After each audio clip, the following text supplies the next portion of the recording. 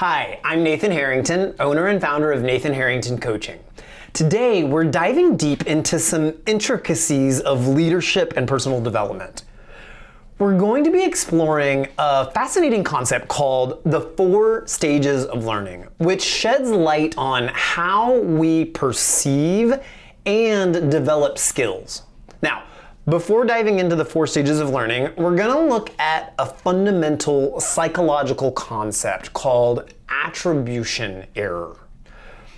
So understanding attribution error will transform the 4 stages of learning from mere tools for skill acquisition into a full-on transformational framework, enabling a profound shift in how we view ourselves and others. So let's jump right in. We'll start by understanding attribution error, which, if you've ever watched someone, let's say, react poorly in a stressful situation and thought, wow, they really can't handle pressure, right? Or perhaps you've admired someone's ability to speak confidently in public and attributed it to their natural charisma. This is where we encounter what's called attribution error. It's a common psychological trap where we attribute someone's behavior, whether it's good or bad, to their character or personality while overlooking the skills they've developed or the ones that they might lack. This is about our tendency to see, for example, a coworker who's late to work as being about the type of person that they are. And our assumption to kind of go down that rabbit hole at first versus considering, all of the circumstances that might contribute to them being late that day, like traffic, as well as any particular skill set that they might be missing. This error not only affects how we view others, but also how we see ourselves.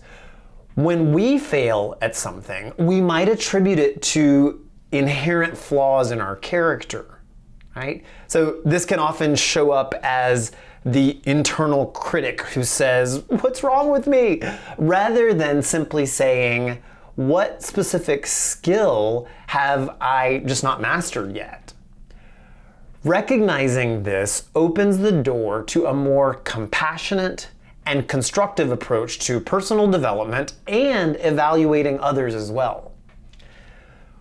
With attribution error in mind, let's now explore the 4 stages of learning. These stages help us understand the journey from not knowing what we don't know to achieving true mastery in a skill. The first stage of the 4 stages of learning is called unconscious incompetence. This is where we all start with any new skill. We don't know what we don't know. Right? We're incompetent and we're unconscious to that incompetence. It's like being in a room unaware of the dimensions and the objects that are within it. The key to moving past this stage is simply exposure and awareness. It's the moment that you realize there's a skill that you lack, which starts to light up that room that you're in and reveals the path forward into stage 2, which is conscious incompetence.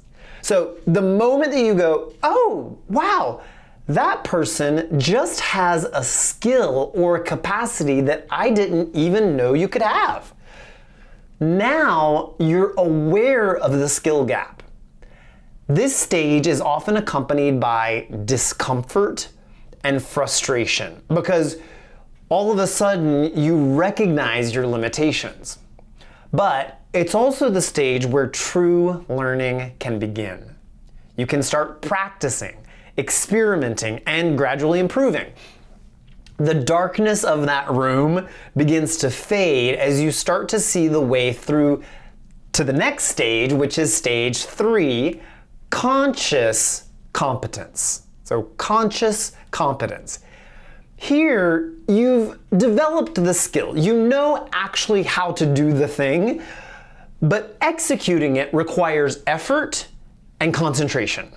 So you're navigating through the room with a flashlight, But you have to be very mindful and careful about avoiding any obstacles, and each successful navigation builds your confidence and smooths out your movements. I think driving is always such a great example here. When you first learn to drive and you're in that space, let's say between stages 2, which is again conscious incompetence, and stage 3, conscious competence.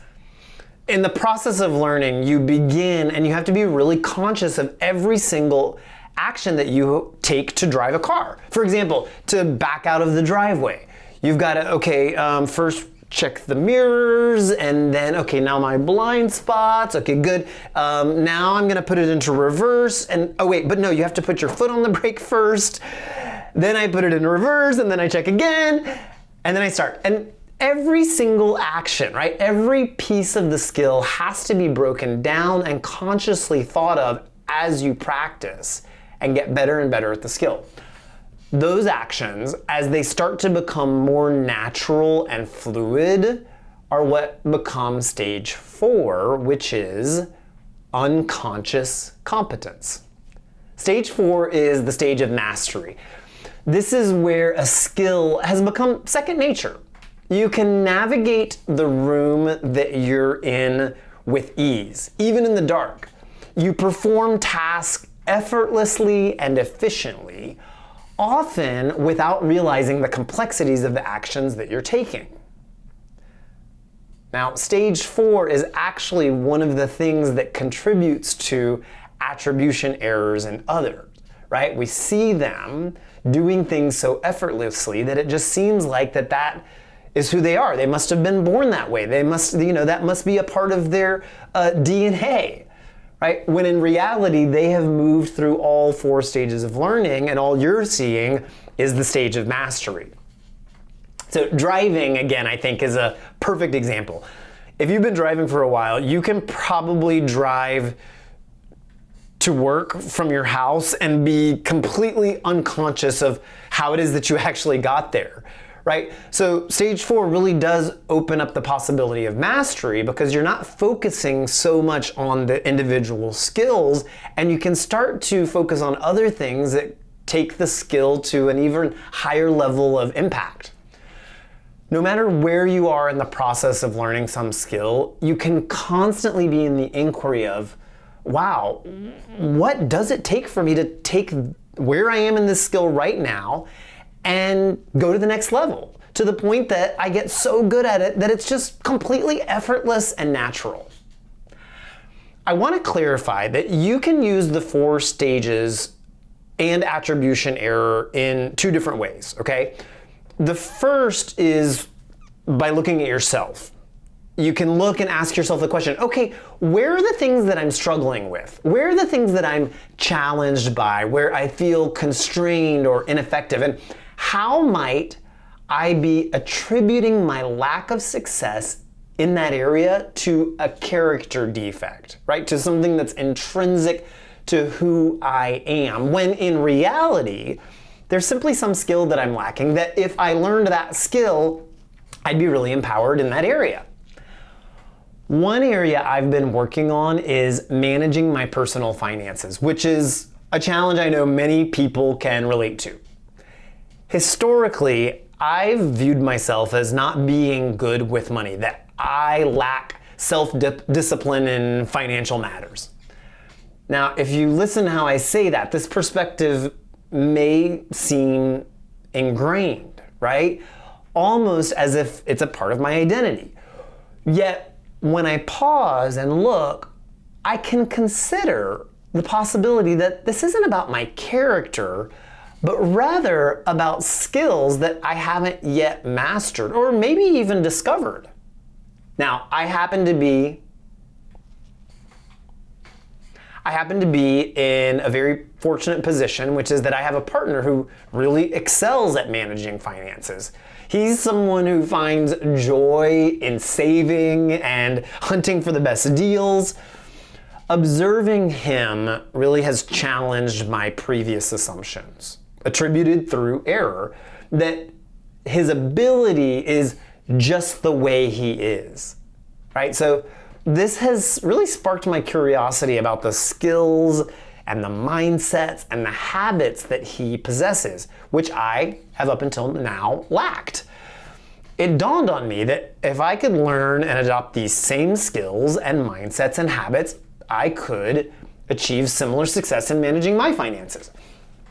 Now, to get myself there, right? Because when you start to look at an area, especially if you have a lot of past around that area, right? It might be like, oh, no, I could never imagine myself being like that. So I had to think of another skill and set of habits where I previously experienced a similar type of ineffectiveness and all of the accompanying sense of dread and embarrassment and resistance. And I thought of the area of my life called fitness. Over the last years, I have experienced a profound shift in my mindset toward activities that I used to dread, like going to the gym.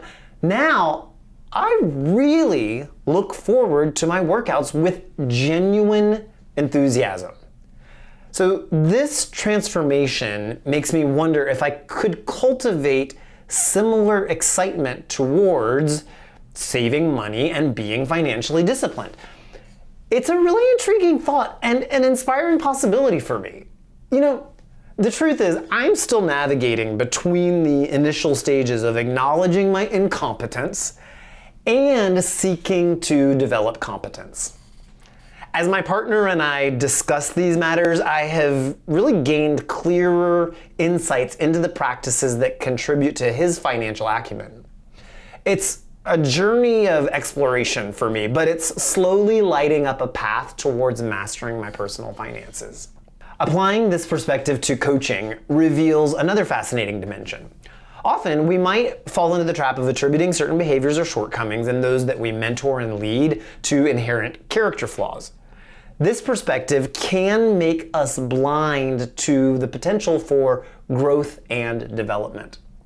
While strengths-based coaching and focusing on innate talents are valuable, it's crucial to remember that many capabilities can be developed over time.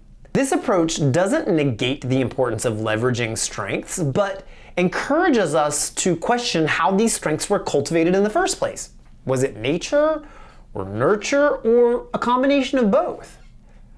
Reflecting on our own experiences can really be enlightening. Consider the skills that you've acquired that initially felt alien to you. Maybe they didn't initially align with your perceived identity, but through learning and practice became a part of your repertoire. This realization underscores the importance of not confining individuals to boxes based on perceived character limitations or even strengths. Instead, as coaches, our role is to broaden the horizon for our people, ensuring that we don't limit their growth by our biases. By fostering an environment where learning and development are encouraged, we help individuals transcend beyond what's believed to be their inherent nature, opening up potential they may not have realized that they even possess. So, understanding the 4 stages of learning framed through the lens of avoiding attribution error can totally revolutionize how you approach skill development and assess behaviors. It encourages us to see beyond surface level action and recognize the journey of learning behind them, whether you're developing your own skills or coaching others. Remember that every expert was once a beginner, navigating their way through these stages. Thank you so much for watching. If you found this insightful, please give this a like and don't forget to subscribe for more content on leadership and personal development. Thanks for tuning in and have a great day.